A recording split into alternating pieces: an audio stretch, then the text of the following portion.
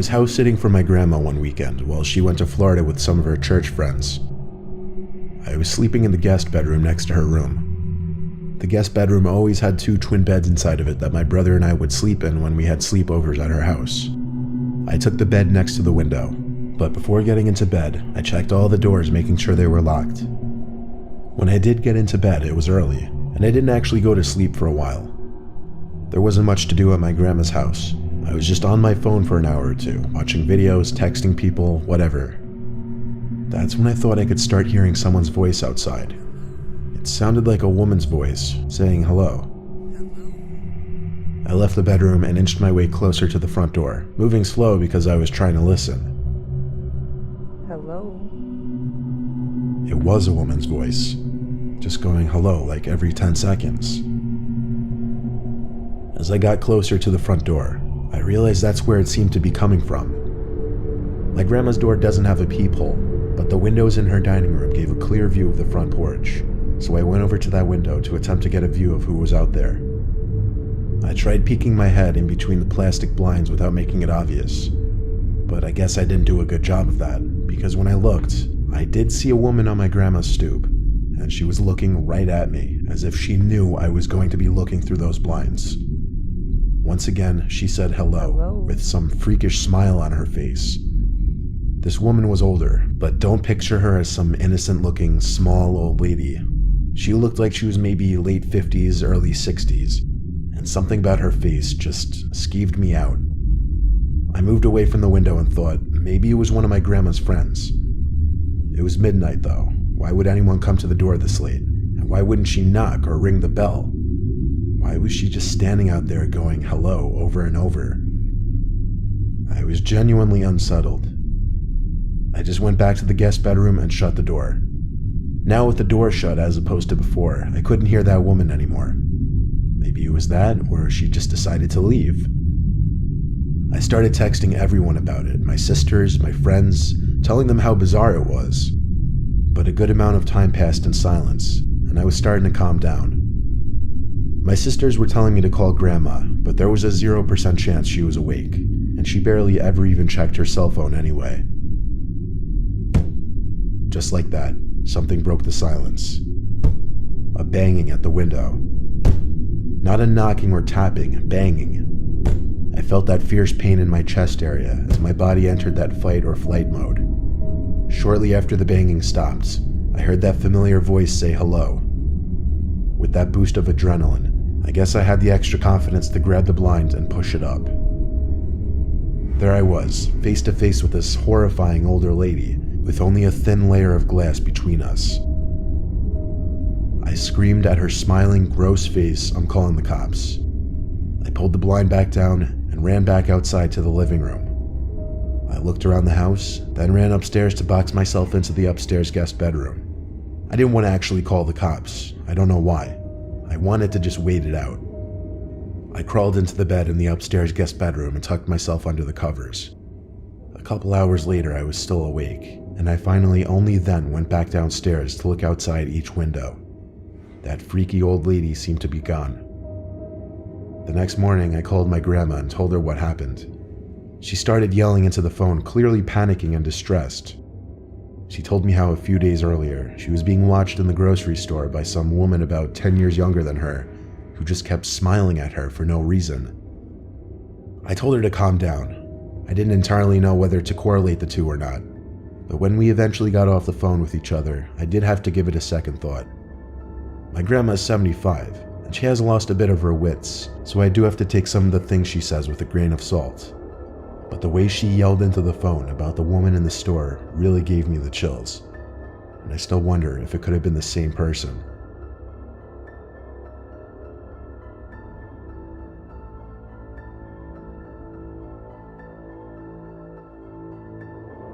My name is Nicholas. I'm currently a freshman at Syracuse University, which doesn't exactly sit in the safest area.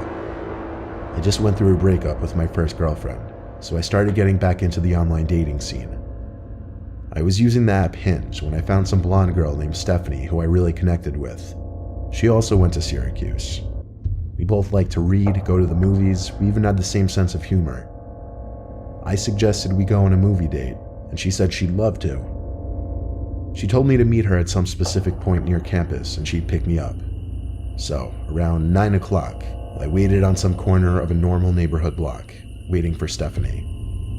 She asked me to share my location with her, and so I did.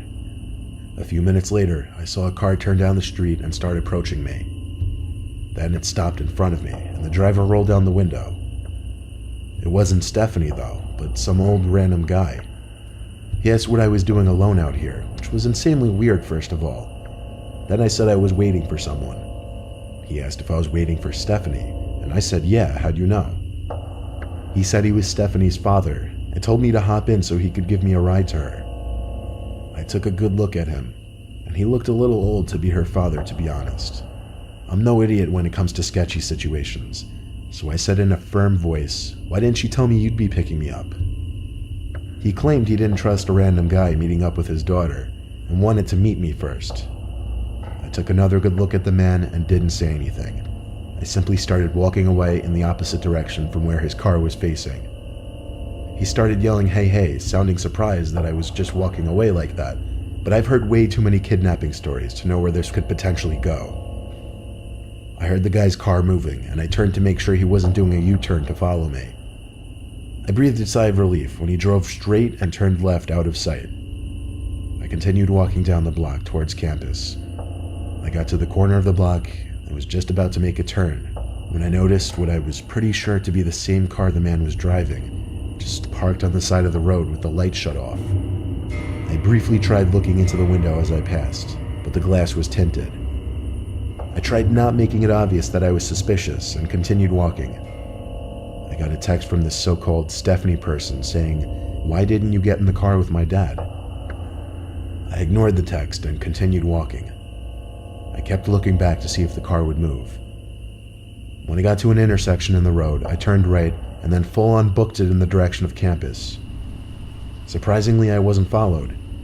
I made it back to campus out of breath and started walking to my dorm building. I felt like I heard footsteps following me, though. I thought maybe I was being paranoid, but when I heard a piece of broken glass being kicked by someone's shoe, I knew I was being tailed. I made a point of ducking down behind a van and stopping to give me time to listen for where their footsteps were coming. They were a few cars away from me. Then I remembered. I never stopped sharing my location with Stephanie, or should I say, that man. I saw him. It was that old man. He was approaching from between two cars across from me. He yelled something that I didn't fully understand, but it sounded like he said, come back and I'll take you to her. He had to be like 60-something. There's no way he would catch me if I sprinted. I lost him easily when I ran, and made it back to my dorm room. My roommate wasn't there, so I had no one to talk to about it. But when I lay in my bed, I got another text from that man, and it was shocking. It said, you're a little piece of fucking shit. You're lucky you got away. I would have strangled your ugly ass. I still have the screenshot. I replied saying thanks for the threat, it's going straight to the police, and I blocked his number. I still have the conversation saved as evidence, and I plan on going to the police with it eventually. Hopefully they are able to do something about it.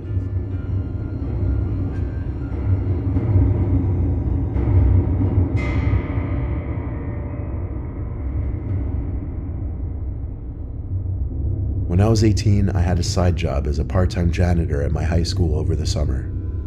I would work sometimes days and sometimes nights, anywhere from 9 a.m. to 12 a.m., depending on how much money I needed.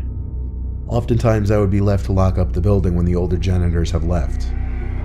This was a time before the high school had cameras installed in every single hallway. So one night, one of my superiors, Tom, had to leave early, meaning I'd be finishing up the rest of my shift alone, and I'd be locking up for the night. He told me to text him if I need anything, as he always did, and then he left. I loved it when I was left alone because usually I'd just do half an hour of work and then just hang around on my phone or leave early and still get paid for the whole shift. I definitely pushed it with the things I'd get away with at that place. One of the things Tom asked me to do before leaving was bring all the extra seats in the gymnasium from the assembly down to the basement storage room. So I figured I'd do that, then just go home. I grabbed a stack of 6 chairs and started carrying it down to the basement. The lights in the storage room were very dim. They kind of suck. The whole basement of that school wasn't exactly pretty. The It felt more like a basement to a warehouse. Anyway, there were what appeared to be a bunch of art mannequins covered by paint cloths. You know, those big things that look like blankets. It seemed all the school's art supplies were stored down here. I dropped a stack of chairs down where the rest of the chairs were stored, and went back up to the gym to get more. When I came back down with more chairs, I noticed one of the mannequins was exposed now. The blanket was removed from on top of it. I know for sure it was covered minutes earlier because it was one of the front ones. I texted Tom saying, "I think someone's down in the basement." He said back, "What do you mean?" And I said one of the art cloths were moved. He took a minute to respond saying no one else should be there. Then I noticed something. The art cloth, tucked in the corner of the storage room, sitting outside of the light that was produced at the center of the room. It was covering something, surely. I started to tiptoe over to it, but when I was a few feet away from it, I realized whatever was under that cloth was moving just ever so slightly. There was undoubtedly someone hiding under there. I ran back upstairs and locked the basement door. I texted Tom saying someone is hiding under a cloth in the basement. He said call the cops, but I insisted he just come back since he only just left like 10 minutes ago. He didn't want to come back though. He told me to be a man and confront whoever was down there. So I went down to the basement again. However, the cloth was now strewn flat on the floor, and whoever was hiding under there was gone. But possibly the scariest thing was yet to happen. As I stood in the storage room, there were loud metallic thumps coming from above my head. I looked up and saw indents slowly forming in the large air vent above me. Someone was crawling through the main vent, then just stopped literally above me. And then, bangs. Bangs like whoever was in there was trying to break open the floor of the air vent. I didn't know what was happening, but I was officially done with this. I ran up the stairs, locked up the school, and went home. I told Tom the partial truth the next day, that I thought I saw someone in the corner and it was gone when I went back. And I claimed there was nothing else I could say. Thank God it was my last week there, so it wasn't my concern anymore.